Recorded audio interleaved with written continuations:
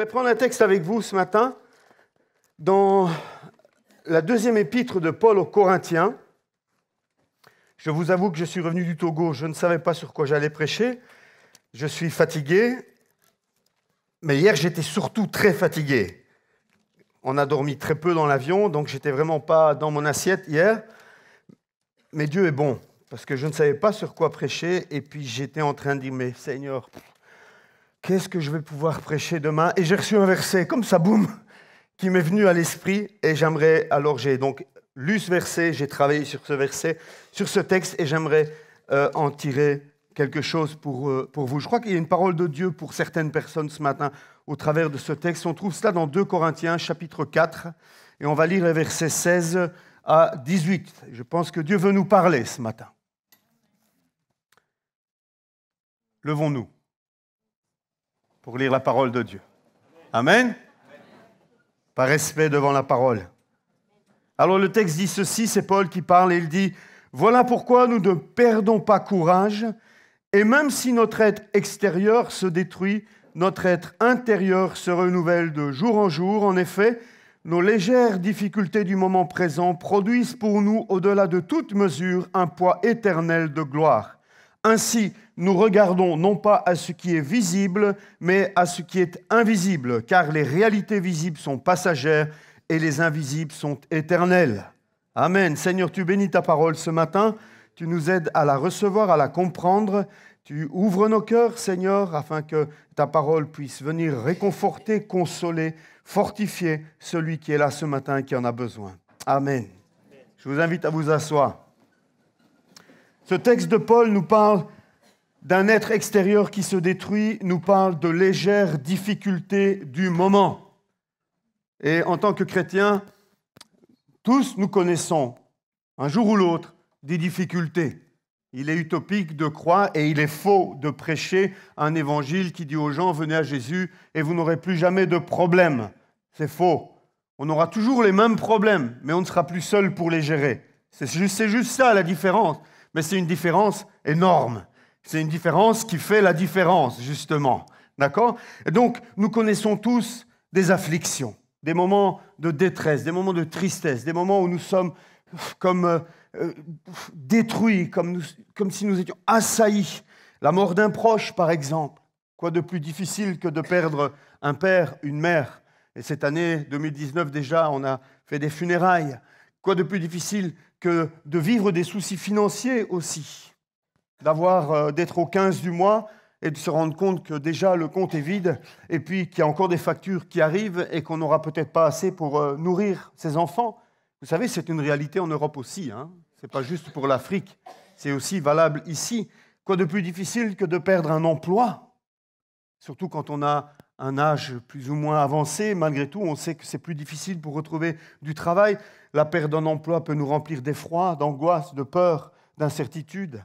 Quoi de plus difficile que les problèmes familiaux qu'on peut parfois traverser aussi, des familles qui se divisent, des familles en dispute, un accident de la route, une maladie, la trahison de quelqu'un qui nous est proche. En fait, cette liste, on pourrait l'allonger, on pourrait y rajouter énormément de choses, parce que le chrétien n'est pas toujours ni automatiquement épargné par ces choses.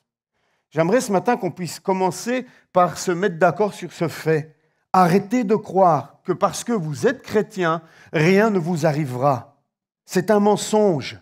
Jésus n'a jamais promis que nous vivrions sans persécution. Il n'a jamais promis que nous vivrions sans difficulté.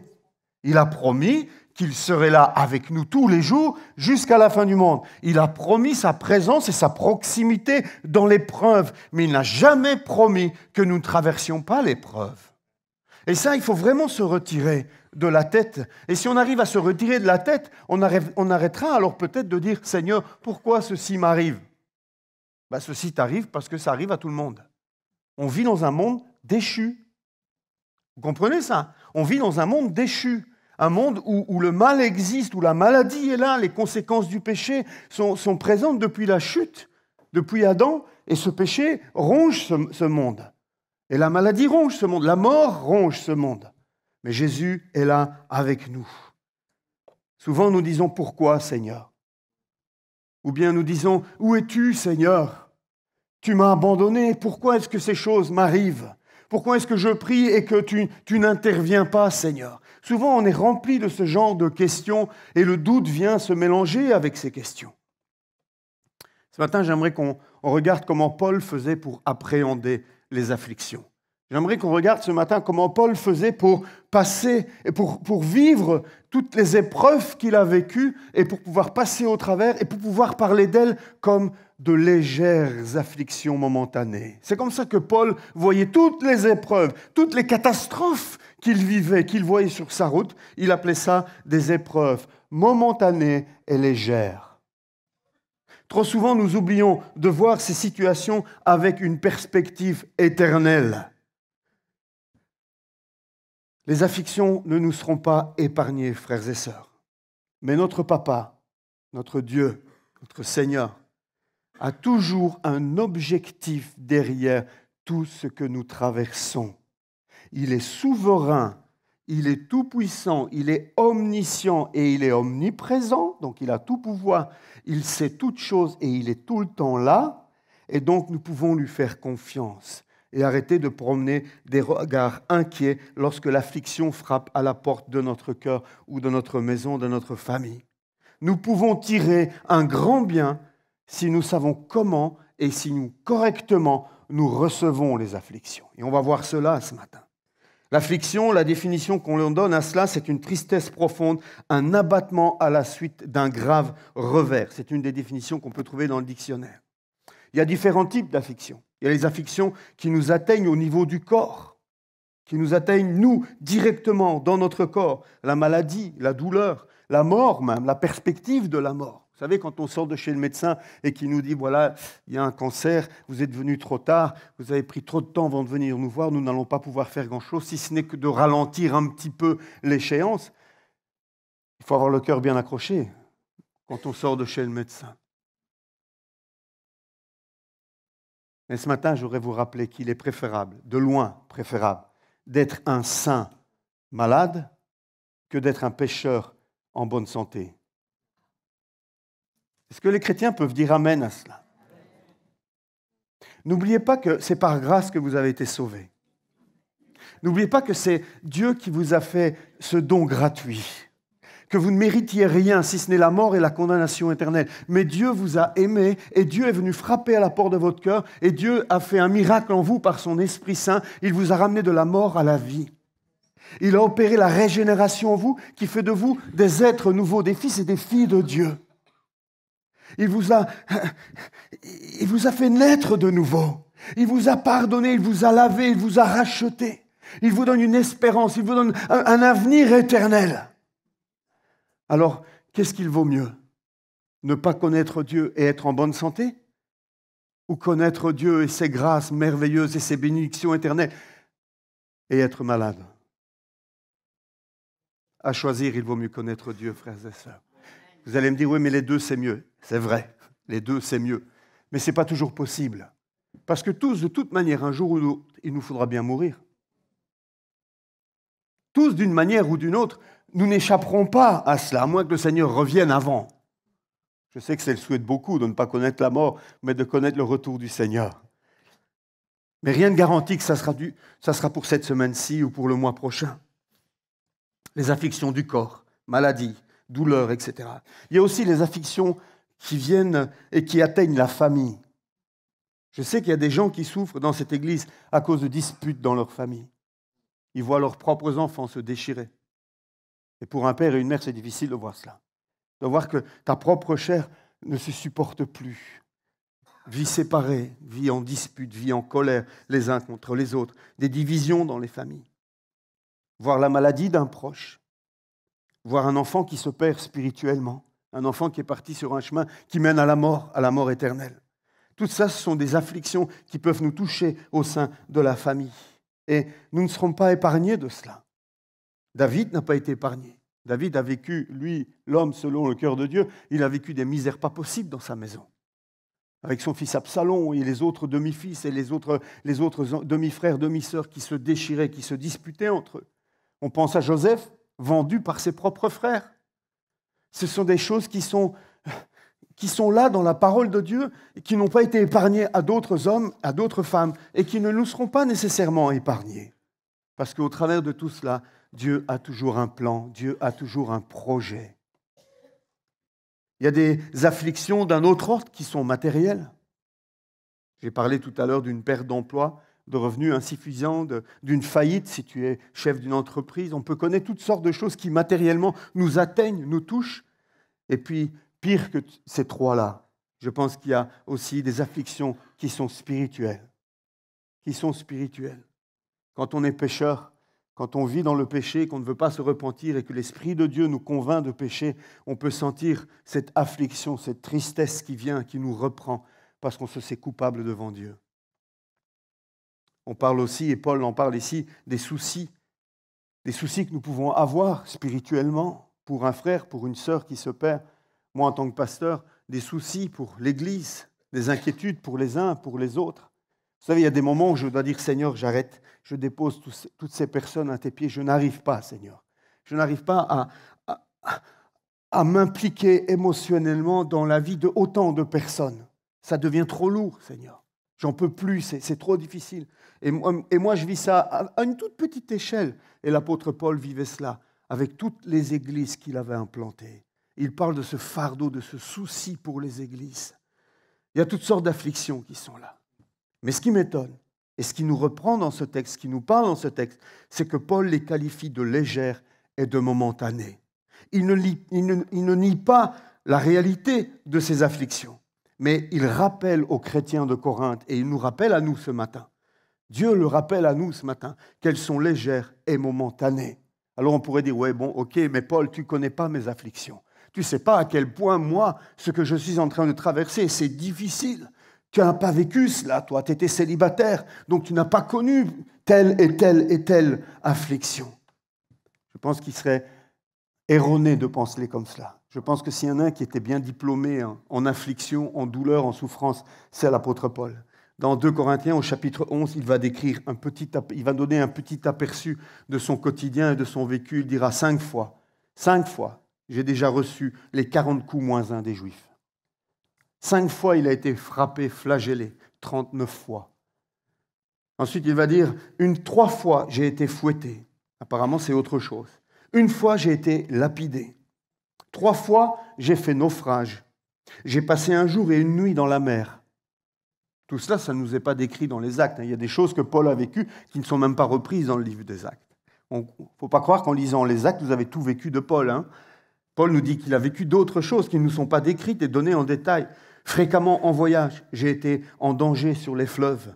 J'ai été en danger de la part des brigands. J'ai été en danger de la part de mes compatriotes. J'ai été en danger de la part des non-juifs. En danger dans les villes, en danger dans les déserts, en danger sur la mer, en danger parmi les prétendus frères. Les prétendus frères. J'ai connu le travail et la peine. J'ai été exposé à de nombreuses privations de sommeil, à la faim et à la soif, à de nombreux jeûnes, au froid et au dénuement. Et sans parler du reste, je suis assailli chaque jour par le souci que j'ai de toutes les églises. Paul savait ce que c'était que l'affliction. Paul a été mis en prison. Paul a vécu des choses incroyables, des choses phénoménales. Il savait de quoi il parlait. Et lorsqu'il dit « toutes ces afflictions sont légères et momentanées », il dit cela parce que Paul connaît le secret. Il connaît un secret qu'il nous partage dans le texte que nous avons lu en début de ce culte. Et j'aimerais ce matin vous partager ces 3 principes fondamentaux qui vont vous aider à voir n'importe quelle affliction qui viendra à vous ou que vous traversez, à les voir légère et momentanée. Vous êtes prêts? Le premier principe fondamental, c'est de réaliser, de comprendre et de vivre au quotidien et de nous rappeler jour après jour que notre être intérieur est plus important que notre être extérieur. C'est le premier principe. On vit dans un monde où on met tout sur l'apparence. On mise tout sur l'apparence. La publicité est faite sur l'apparence. On vend, s'il y a une des industries qui fonctionne à fond, c'est l'industrie des cosmétiques. Même les hommes se maquillent, même les hommes maintenant mettent du fond de teint. Enfin, pas moi, je vous rassure, mais Les autres hommes. Vincent, non, c'est pas son style. On mise tout sur l'extérieur.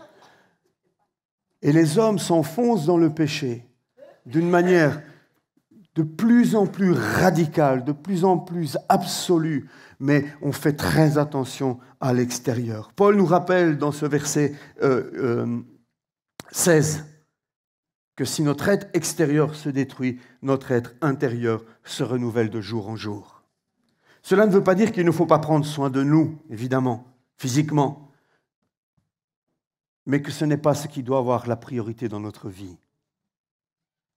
Dieu trouve répugnant ou répugnante. Je ne mâche pas mes mots là, je fais exprès d'utiliser ces mots-là, mais je peux vous dire que Dieu trouve répugnant ou répugnante certaines personnes que nous trouvons sublimes. Des personnes que nous regardons, waouh, quelle belle personne, waouh, qu'elle est belle, waouh, qu'il est beau.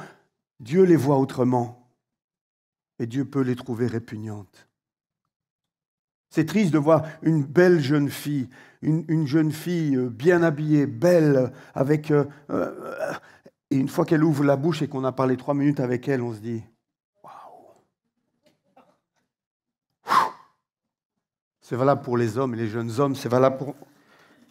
Je répands l'offrande, ça va germer, ça va... C'est difficile de prêcher avec... En plus, symboliquement, c'est quand même pas très bon de prêcher avec du pognon à ses pieds. On pourrait mettre ça ailleurs, peut-être, non? Ou alors c'est pour que je me serve pendant la prédication. Je vais le garder avec moi. Ouais, tiens-le, c'est mieux.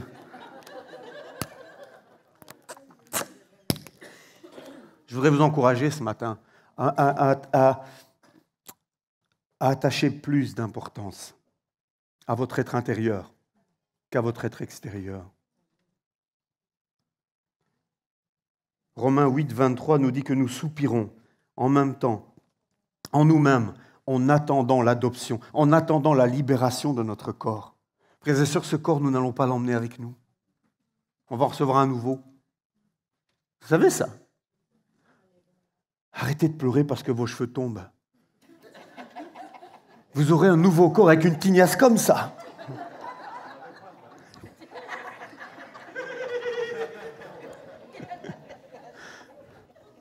Arrêtez de vous plaindre pour les petits bobos. Pour les petits bobos à gauche et à droite. Parce que nous allons recevoir un nouveau corps. Par contre, ce qui ne va pas être nouveau, ce qui ne va pas être échangé, échange standard, c'est notre être intérieur. Depuis ta conversion, depuis ta nouvelle naissance, Dieu est en train de te transformer à l'intérieur. Il est en train de te préparer pour l'éternité. Il est en train de travailler ton être intérieur. Il est en train de le rendre beau. Il est en train de le rendre pur. Il est en train de le préparer pour la vie éternelle dans la présence de Dieu. Là, il n'y aura pas de... Vous comprenez? Mais notre corps, il va rester dans la tombe et on va recevoir un nouveau. On a vu cela quand on a parlé de la résurrection de Jésus. Il est né avec un nouveau corps. Alors arrêtons de passer autant de temps et de dépenser autant d'énergie pour une enveloppe extérieure qui se détruit. Mais concentrons-nous sur l'enveloppe intérieure. Apprenons à accorder plus d'importance à notre être intérieur qu'aux apparences, car un jour, c'est notre être intérieur qui sera mis en lumière et que tout le monde verra. Un jour, c'est ton être intérieur que tout le monde verra. Et tu auras beau avoir les yeux bleus, avoir les cheveux blonds, être super bien fringué ou bien maquillé, tout cela va disparaître. Et c'est l'intérieur que tout le monde verra. Comment est ton intérieur? Quelle importance attaches-tu à ton intérieur? Comment travailles-tu ton intérieur? Certaines de nos personnes ressemblent à des superbes villas à l'extérieur. On a envie de l'acheter, on a envie d'entrer dedans. Et une fois qu'on est dedans, c'est le bazar pas possible dans la maison. Il y a des cochons qui sont élevés dans le salon. Des cochons qui grandissent dans la chambre. Comment est ton intérieur? Y attaches-tu de l'importance? Paul avait compris ce secret. Paul avait compris ce secret. C'est le premier principe fondamental. Notre être intérieur est plus important que notre être extérieur. Et lorsqu'on flagellait Paul, lorsqu'on était en train de lacérer son dos, lorsqu'on était en train de le battre, de le lapider, Paul s'accrochait à cette vérité. Cette enveloppe, vous pouvez la détruire comme vous voulez. Vous pouvez faire ce que vous voulez de cette enveloppe. ce qui est à l'intérieur, vous ne pourrez jamais l'atteindre. Le deuxième principe, il est énoncé aussi dans ce texte qu'on a lu. La vie éternelle est plus importante que la vie temporelle. C'est le deuxième principe auquel Paul s'accrochait. La vie éternelle est plus importante que la vie temporelle. Nous devons nous rappeler jour après jour, frères et sœurs, que de la brièveté de cette vie par rapport à l'éternité. Cette vie, c'est une goutte d'eau dans l'océan. Ta vie, c'est un grain de sable sur une plage infinie. La vie que tu vis maintenant, c'est un petit grain de sable. Vous avez dit, tous étaient à la plage. Tous, un jour, vous êtes allés sur une plage, vous avez vu la quantité de sable qui est là. Mais vous imaginez une plage infinie. Du regard, vous ne pouvez pas arriver au bout. Même notre frère Jules qui court sur la plage là, en prêchant, n'arriverait pas au bout. C'est comme ça qu'est notre vie ici-bas par rapport à l'éternité. Et nous investissons tous dans ces quelques années que nous avons à passer ici. Nous mettons tout sur ce petit grain de sable. Nous investissons toute notre énergie sur ce petit grain de sable. Nous lui construisons un palais. Nous essayons de tout centraliser, tout focaliser sur ce grain de sable. Mais quelle folie! Dieu voit cela, Dieu regarde cela et dit, mais quelle folie! Quelle stupidité! Quel manque de discernement! Investi pour le royaume! Investi pour l'éternité! Arrête de te focaliser sur ce grain de sable. Jacques 4, 14 nous dit, vous qui ne savez pas ce qui arrivera demain. Et c'est vrai que nous sommes comme cela. Qui sait ce qui arrivera demain? En effet, qu'est-ce que votre vie? C'est une vapeur qui paraît pour un instant et qui disparaît ensuite. Voilà comment Dieu voit notre vie ici-bas. Et nous, on en fait une montagne, on fait de cette vie, c'est tout notre objectif, cette vie. Paul ne voyait pas les choses comme cela. Paul disait, mourir m'est un gain. Mourir m'est un gain. Mourir, c'est gagner le jackpot. C'est comme ça qu'il voyait les choses, Paul. Parce qu'il avait une vision différente. Parce que Paul ne voyait pas le moment présent, mais Paul travaillait avec une vision sur l'éternité. La vie éternelle est bien plus importante que la vie temporelle que nous vivons ici-bas. C'est le deuxième principe. Et le troisième principe sur lequel il nous faut aussi, nous, investir, c'est que l'invisible est plus important que le visible. Ce sont les trois principes qu'on retrouve dans ces trois versets. L'invisible est plus important que le visible. Le chrétien croit qu'il y a une réalité spirituelle autour de lui. Le chrétien, c'est celui qui est né aux choses spirituelles. Celui qui est né de nouveau voit dans l'invisible. Celui qui est né de nouveau ne vit plus sa vie comme si elle était limitée à tout ce qui se touche, à tout ce qui se voit avec les yeux du corps. Mais celui qui est né de nouveau entre dans une nouvelle dimension et il voit dans le monde invisible. Il est conscient que ce qui est là, finalement, c'est du vide. Ce qui compte, c'est les réalités spirituelles. Nous marchons par la foi et non par la vue, dit Paul dans 2 Corinthiens 5, 7. Un chrétien, c'est quelqu'un qui arrête de marcher avec ses yeux physiques et c'est quelqu'un qui commence à marcher par la foi, avec une réalité, une conscience des réalités spirituelles invisibles. Hébreux 11, 1 nous dit, or la foi, c'est la ferme assurance des choses qu'on espère, la démonstration de celles qu'on ne voit pas. Et celui qui veut être agréable à Dieu doit s'approcher de lui par la foi. La foi est capitale, frères et sœurs. Voir dans le monde invisible, c'est capital. En fait, voir l'invisible, c'est marcher par la foi. Paul marchait par la foi. Paul voyait au-delà des afflictions. Paul voyait au-delà des naufrages. Paul est sur le bateau, tout le monde panique. Même les marins, les professionnels sont en train de paniquer. Mais Paul ne se laisse pas envahir. Paul est connecté avec Dieu. Paul voit dans l'invisible. Et il dit à tout l'équipage, ne craignez pas, vous ne mourrez pas. Mon Dieu m'a prévenu. Aucun d'entre vous ne se perdra à condition que... Et puis Paul devient le capitaine du bateau. Il est rentré comme prisonnier sur le bateau et il finit comme capitaine du bateau. Pourquoi? Parce qu'il a vu dans l'invisible. parce qu'il a marché par la foi. Et tout l'équipage a été sauvé. Si le chrétien pouvait se souvenir de ces 3 fondamentaux, comme Paul, il serait capable de dire « Mes afflictions sont légères et momentanées. » Légères et momentanées par rapport à la perspective éternelle. Oui, je souffre 1 an, oui, je souffre 3 mois, oui, je souffre 20 ans, mais qu'est-ce que c'est par rapport à l'éternité? Légère parce que cette affliction ne me vient pas dessus par hasard. Cette affliction ne me tombe pas dessus parce que c'est un coup du sort. Légère parce que celui qui veille sur ma vie, celui qui est souverain sur ma vie, celui qui veille sur moi, a permis cette affliction. Et si je ne la comprends pas, ça ne veut pas dire qu'elle est mauvaise. Simplement, il y a beaucoup de choses que nous ne comprenons pas, frères et sœurs.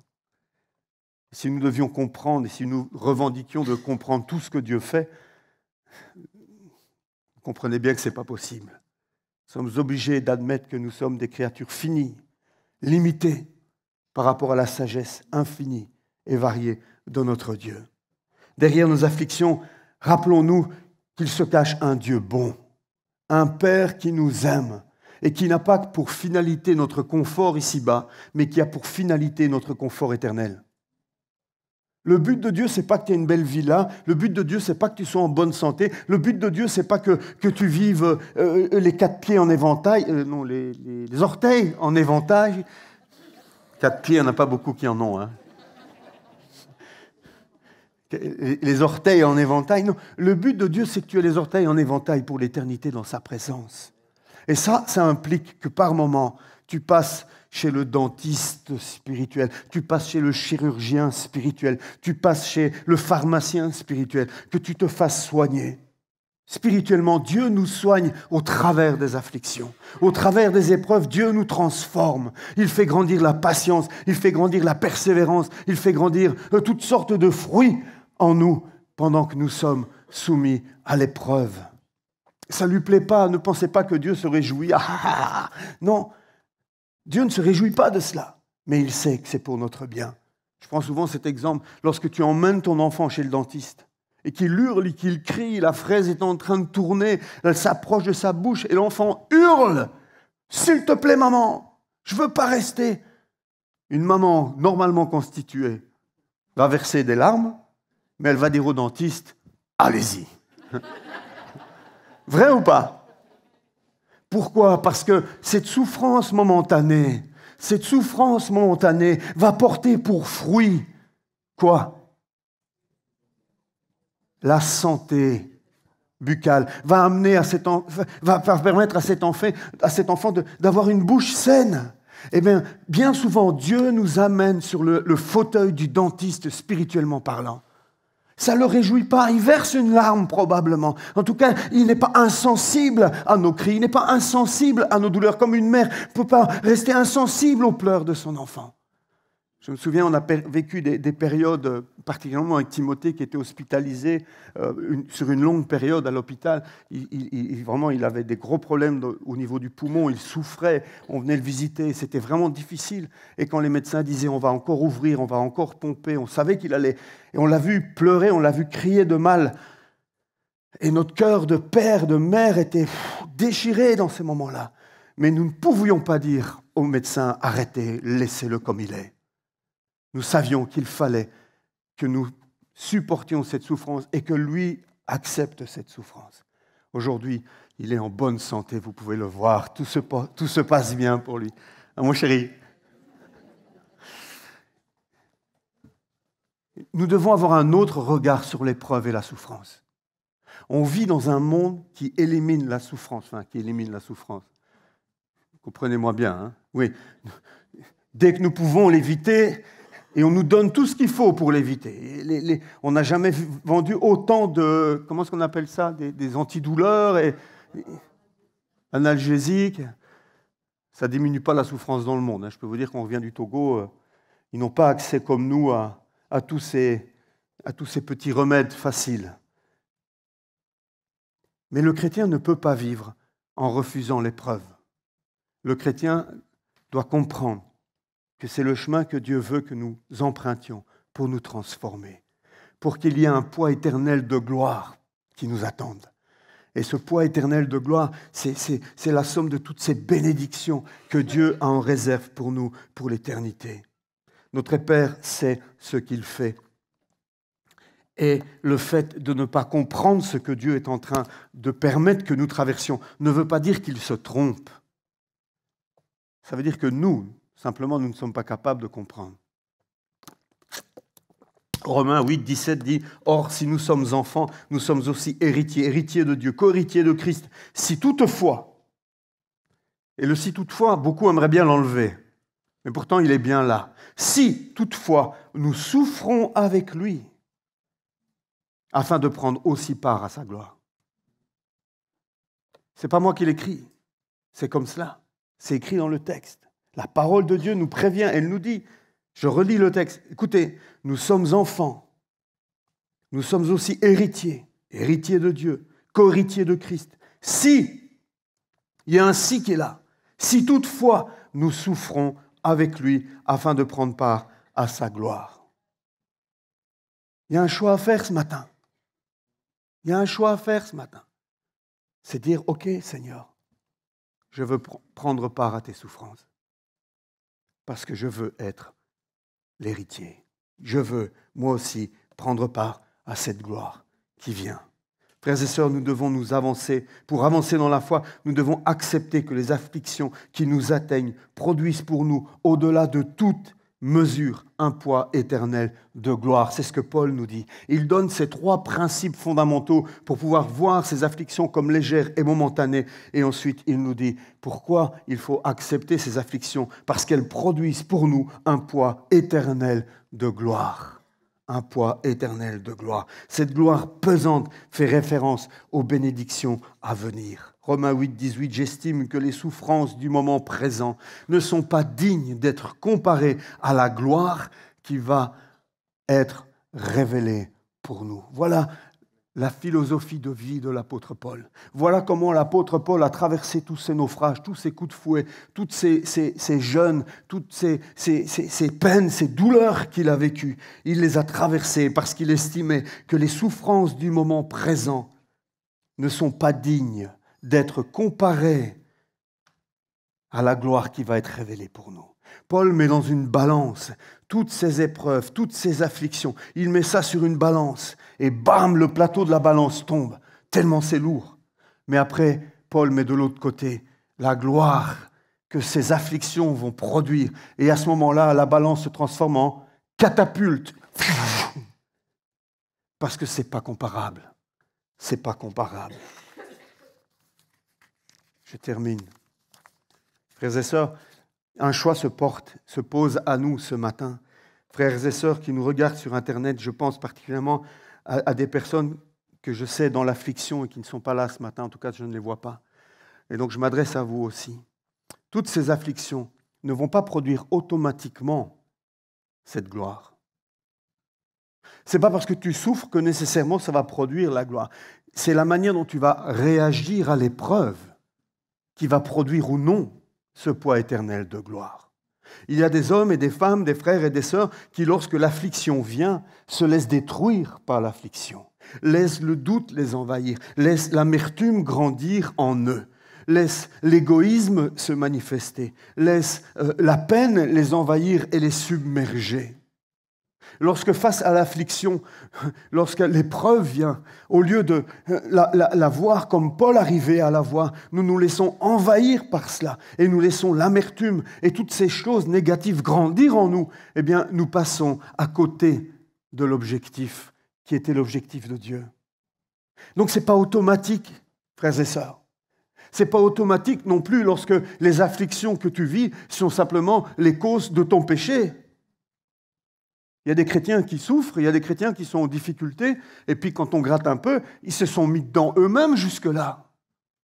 Par leur égoïsme, par toutes sortes de mauvais choix. Ce n'est pas une épreuve que Dieu fait venir sur eux, c'est eux qui se sont mis dans l'épreuve. Et ce n'était pas une épreuve que Dieu voulait pour eux. Il ne faut pas non plus tout mélanger. Donc ce matin, moi je vous parle de ces afflictions, ces choses que vous n'avez pas cherchées, ces choses qui vous tombent dessus. Hein, personne ne cherche à vivre un cancer. D'accord ? Mais celui qui me dit « Prie pour moi, pasteur, parce que je suis diabétique », je dis « Oui, et qu'est-ce que tu dois faire ?»« Le médecin m'a dit que je devais arrêter de manger, mais je ne veux pas. » Il y a des choses que nous vivons qui sont le résultat de nos bêtises. Je ne parle pas de ces épreuves-là, moi. Je parle de ces afflictions qui viennent et qui vous étreignent, qui vous prennent et dont vous n'êtes pas responsable. Par rapport à ces afflictions-là, frères et sœurs, tournez vos regards vers Dieu. Prenez ces principes fondamentaux que Paul nous laisse et mettez-les en pratique. L'invisible est plus important que le visible. Notre être intérieur est plus important que notre être extérieur. Et le moment présent n'est rien par rapport à l'éternité qui nous attend. Si nous pouvions entrer dans les afflictions, vivre ces afflictions avec cette perspective-là, nous pourrions, nous aussi, les voir comme légères et momentanées, comme Paul le faisait. Si par contre les afflictions que tu traverses sont dues à ton péché, mets-toi à genoux et demande pardon. Ces afflictions-là, Dieu peut t'en délivrer si tu te repens et si tu demandes pardon. Ce frère qui m'a dit « Prie pour moi parce que je suis diabète et je suis gourmand. » Et je dis « Mais on ne va pas prier pour que ton diabète disparaisse. On va prier pour que ta gourmandise disparaisse. » Apprenons avec l'aide du Saint-Esprit à voir nos afflictions comme légères et momentanées, afin qu'elles produisent un poids de gloire éternelle. Dans la tempête, frères et sœurs, souvenons-nous que nous avons un Dieu qui a apaisé la tempête. Dans la vallée de la solitude, rappelons-nous que nous avons un Dieu qui a promis d'être avec nous tous les jours, jusqu'à la fin. Quand la vie est comme du sable mouvant sous tes pieds, rappelons-nous que nous avons un Dieu qui est un roc inébranlable.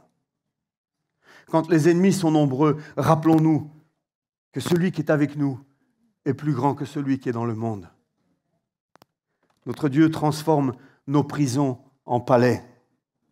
Notre Dieu a la capacité de transformer nos nuits froides en journées chaudes d'été. Dieu est capable de transformer nos faiblesses en force, notre pauvreté en abondance et même la mort en vie. Un Dieu incroyable, un Dieu incroyable. Souvenons-nous que la fosse au lion a été le moyen de promotion de Daniel. Souvenons-nous que la prison a été le moyen d'accession au pouvoir de Joseph. Souvenons-nous que le donjon dans lequel Paul était enfermé a été le bureau dans lequel Paul a écrit ses plus belles lettres. Lisez l'épître aux Philippiens, l'épître de la joie. Il est enchaîné, il est enfermé dans une prison lorsqu'il écrit cette épître. Souvenons-nous que c'est sur l'île de Patmos, en exil, un caillou, que Jean a reçu l'Apocalypse. Vous voulez vivre de grandes choses pour Dieu. Vous voulez aller loin avec Dieu. Vous voulez que votre vie serve à quelque chose pour Dieu.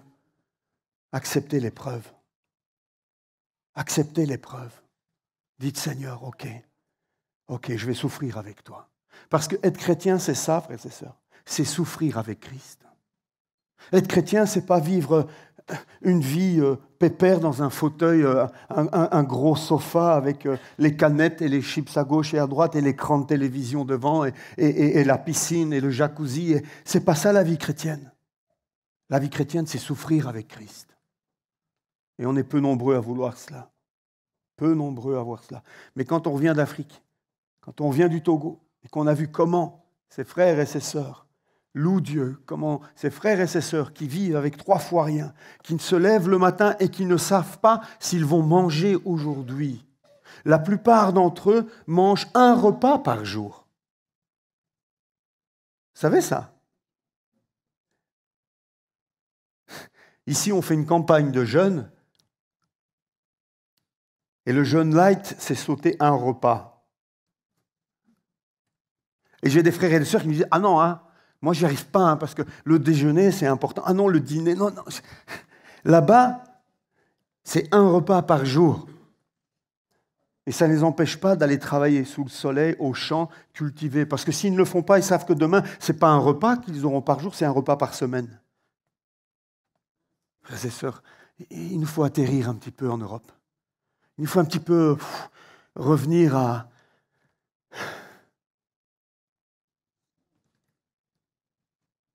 Dans les afflictions, laisse ta vie être une scène où Dieu va se glorifier. Vous voyez, c'est l'estrade.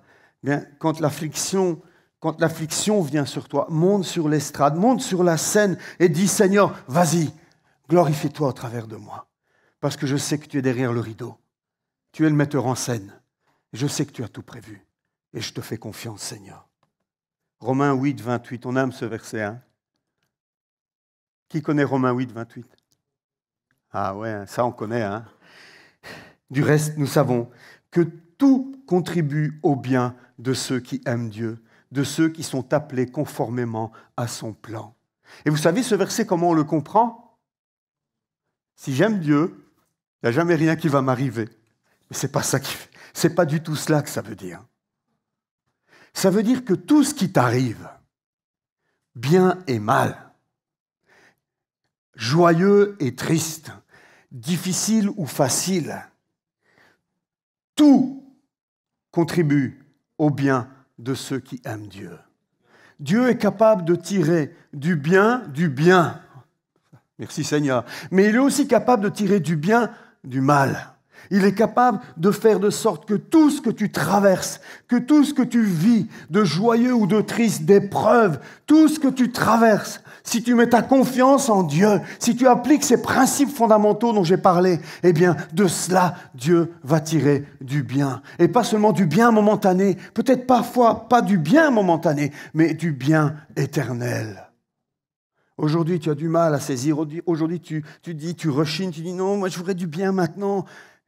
Mais tu seras heureux un jour, lorsque dans l'éternité, tu diras « Waouh, merci Seigneur, merci de m'avoir fait traverser ces épreuves, parce que je comprends, je vois maintenant ce que ces épreuves ont produit comme poids éternel de gloire dans ma vie.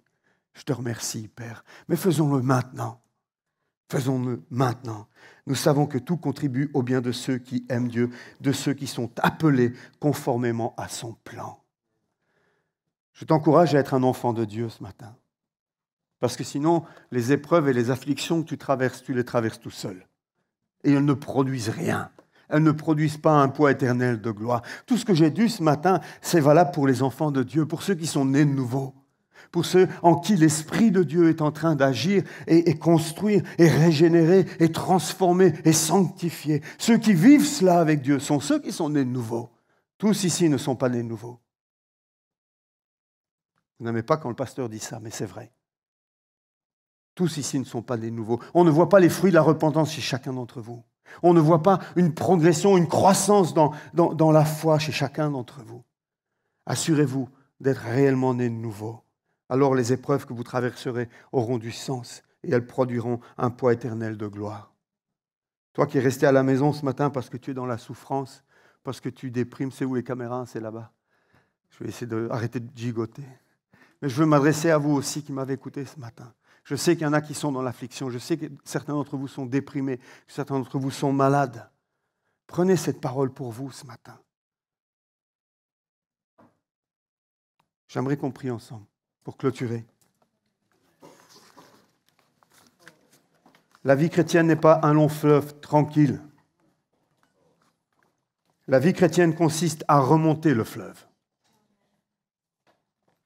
La vie chrétienne consiste à nager à contre-courant.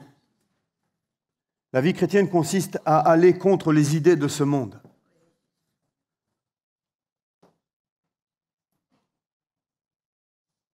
La vie chrétienne consiste à payer un prix. Nager à contre-courant, ça demande des efforts, ça demande des sacrifices. C'est épuisant. Faites-le une fois dans une rivière, si vous voulez essayer, vous allez voir. On a parfois l'impression de ne plus avancer. On fait du surplace et parfois même on perd de la force et on est emporté, pas aussi vite que le courant, mais on voit qu'on perd pied. Ce matin, je crois que le Seigneur veut parler d'une manière particulière à ceux qui traversent des épreuves.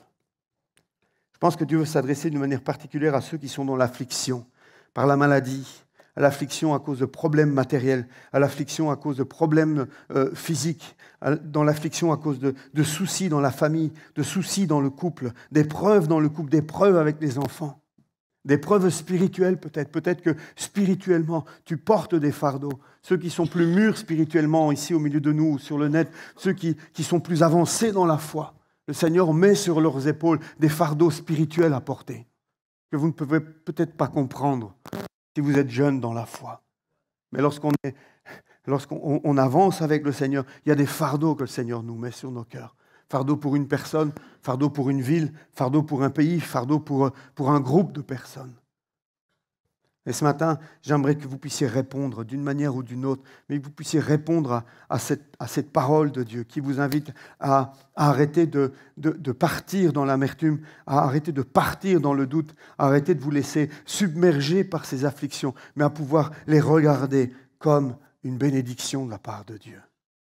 Pouvoir les regarder avec un autre regard que celui du monde, à les regarder avec autre chose que vos yeux physiques, mais pouvoir les voir ce matin avec vos yeux spirituels, à pouvoir voir dans l'invisible ce matin, au travers de ta dépression, au travers de ce temps d'arrêt que tu traverses maintenant, ce moment où tu as l'impression que ta vie s'écroule, ce moment où tu as l'impression qu'il n'y a plus rien qui va, que tout est mauvais en toi, que tu ne vaux plus rien, que tu es devenu bon à rien.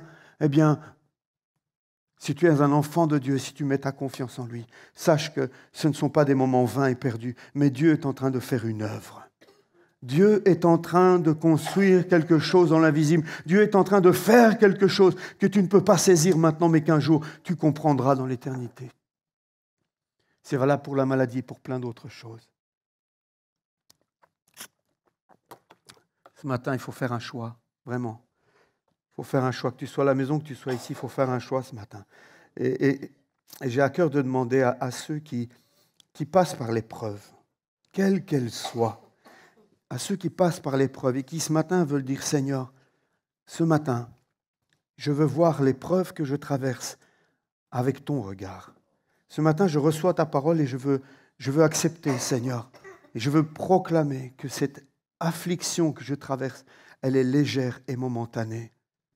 Et je veux te demander, Seigneur, qu'elle produise en moi un poids éternel de gloire. Je vous demande simplement de vous lever à votre place. Ce n'est pas pour moi, mais c'est pour Dieu vraiment. Que vous puissiez faire un geste, que physiquement vous puissiez concrétiser votre décision de dire, Seigneur, à partir de maintenant, je refuse de laisser l'amertume, je refuse de laisser le doute, je refuse de laisser la peine me terrasser à partir d'aujourd'hui, Seigneur. Je veux voir mes afflictions, je veux voir les douleurs que je traverse, je veux voir les tracas qui sont sur ma vie. Je veux les voir, Seigneur, avec tes yeux. Je veux accepter, Seigneur, que tu me mettes sur cette chaise du dentiste et que tu sois en train de fraiser ma vie spirituellement. Tu es en train de me travailler à l'intérieur profondément. Tu es en train de faire une œuvre profonde en moi. Je ne peux pas la discerner pour l'instant. Je ne comprends pas maintenant. Je n'ai pas la capacité pour comprendre ce qui m'arrive. Mais je te fais confiance, Seigneur. Je te fais confiance. Produis en moi ce poids éternel de gloire. Derrière ton écran, fais cette prière aussi. Paul a prié 3 fois pour que cette écharpe qu'il avait dans la chair lui soit ôtée. Avec un raisonnement humain, on aurait dit, mais il vaut mieux enlever cette écharpe parce que Paul serait plus efficace encore. Paul ferait encore plus s'il n'avait pas cette écharpe dans la chair. Paul serait encore un meilleur apôtre s'il n'avait pas cette faiblesse en lui. Mais Dieu lui a dit, après qu'il ait prié 3 fois, ma grâce te suffit, parce que c'est dans la faiblesse que ma puissance s'accomplit. Ce matin, certains doivent accepter cette écharpe dans la chair et accepter cette parole de Dieu qui dit « Ma grâce te suffit ». Seigneur, je te prie pour ceux qui se lèvent ce matin, pour ceux qui ce matin reçoivent cette épreuve, pour ceux qui ce matin veulent porter un regard différent sur cette affliction qui est sur leur vie. Tu vois le pas de foi qu'ils font ce matin, Seigneur, que ce soit ici dans cette salle, peut-être derrière l'écran maintenant. Et je prie, Seigneur, que tu viennes produire ce poids éternel de gloire dans leur vie. Je prie, Seigneur, que cette affliction qui les éloigne de toi maintenant, Seigneur, tu fasses ce miracle, tu fasses cette opération, que cette affliction les rapproche de toi. Que cette peine, que cette douleur qui faisait grandir en eux le doute maintenant, fasse place à la foi dans leur vie. Je prie, Seigneur, pour que ces douleurs qui faisaient naître l'amertume fassent naître maintenant la reconnaissance. C'est au-delà de ce qui est raisonnable. Nous sommes dans le domaine de l'invisible et dans le domaine de la foi. Et tu le fais, Saint-Esprit. Tu le fais maintenant, dans le nom de Jésus, dans la vie de chacun de mes frères et sœurs qui sont ici debout. Merci, Père, pour l'œuvre de ton Saint-Esprit dans leur vie. Merci, Papa, pour cette parole ce matin qui nous donne de voir les choses avec un autre regard, qui nous donne de voir les choses non pas comme le monde les voit, mais comme toi tu les vois. Merci, Seigneur, d'ouvrir nos yeux spirituels ce matin. Dans le nom de Jésus. Merci, Seigneur. Merci, Seigneur. Merci, Jésus. Amen. Amen. Soyez bénis, frères.